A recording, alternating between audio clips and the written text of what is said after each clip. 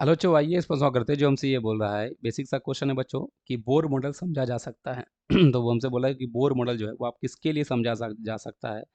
तो Bohr model बच्चों केवल एक इलेक्ट्रॉन युक्त परमाणविक अनियमित के लिए समझा जा सकता है, ये आपको ध्यान रखना है।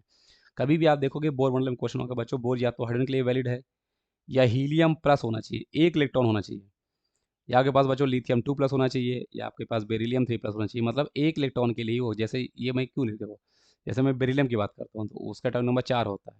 तो जब वो न्यूट्रल होगा तो उसके पास बच्चों 4 प्रोटॉन है और 4 इलेक्ट्रॉन है।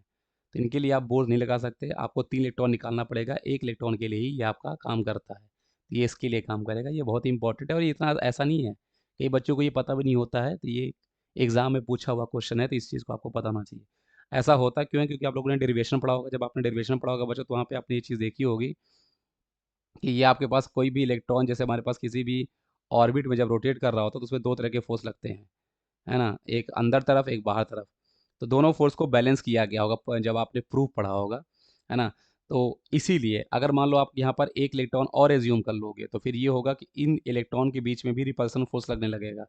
तो फिर आप इन दोनों फोर्स को, जो अंदर और बाहर सेंट्रीफ्यूगल और सेंट्रीपिटल फोर्स लग रहे हैं, इनको आप बैलेंस नहीं कर पा रहे होगे, उसको आप जस्टिफाई नहीं कर पा रहे होगे। तो बोर जो था वो बहुत दिमाग वाला था, उसने एक दिमाग लगाया कि क्यों ना मैं ऐसा कर देता हूँ कि मैं एक इलेक्ट्रॉन लेता हूँ, तो मुझे प्रूफ करने में आसानी हो जाएगी। तो उसने क्या किया था, यहाँ पे एक इलेक्ट्रॉन वाला ही ले लिया था, क्योंकि अगर कोई और इलेक्ट्रॉन उसने लिया तो इन दो फोर्स को तो आप बैलेंस कर सकते हो, क्योंकि जैसे हमारा जो सोलर सिस्टम है या दुनिया में कोई भी चीज़ है, अगर वो किसी सर्कुलर पाथ में रोटेट कर रही है तो दो फोर्स लगते हैं।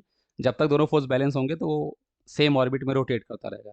इन दोनों में से कोई भी फोर्स भारी हो जाएगा, जैसे सीधा सीधा है, मान लो मैं बोल दूं कि ये वाला जो अंदर लग रहा है फोर्स, ये ज़्यादा ताकतवर है, तो वो ऐसे स्पाइरल पाथ बनाते बनाते बनाते बनाते अंदर आके गिर जाएगा।